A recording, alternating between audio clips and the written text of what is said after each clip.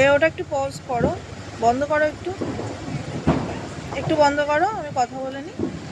Hello everyone, welcome to my mini blog. আশা করছি সবাই তোমরা খুব ভালো আছো, আমিও খুব ভালো আছি। আর সবাইকে জানাই শুভ দীপাবলির অনেক শুভেচ্ছা, আর ছোটদেরকে জানাই শুভ দীপাবলির অনেক অনেক অনেক ভালোবাসা। তোমাদের কালী পুজোটা কেমন কাটছে? আর আমরা হচ্ছে বাজি ফাটিয়ে ঘরে এইসবে ঢুকলাম। এখনও বাজি কিছু অনেক বাজি এখনও আছে, এখনও টানা 2-3 দিন হয়ে যাবে, 2 দিন তো হবেই।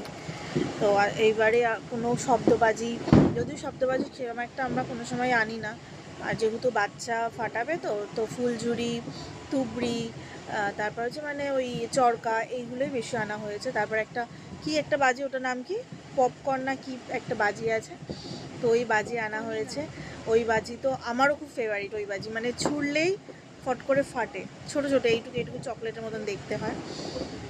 ওটাই ফাটিয়েছি, এখনও আবার ফাটানো বাকি আছে, আবার হচ্ছে কালকে ফাটাবো। তো চলো, তোমাদের কালী পুজো কেমন কাটছে না কাটছে কমেন্ট করে জানিও। চলো টাটা। আজকে অমাবস্যা বলে কোনো বাইরেও আমি বেরোতে পারছি না, আমি কেউ বাইরে বেরোতে পারছি না অমাবস্যার জন্য। মানে ছোটোবেলা থেকে কোনো সময় চককে আমি অমাবস্যায় বাইরে বার করিনি, খুব রেয়ার দরকার ছাড়া। আমার বাপের বাড়িতে আজকে কালী পুজোর দিন লক্ষ্মী পুজো হয়, সেখানেও আমি যেতে পারছি না এই অমাবস্যার জন্য, ঘরেই থাকছি। চলো টাটা।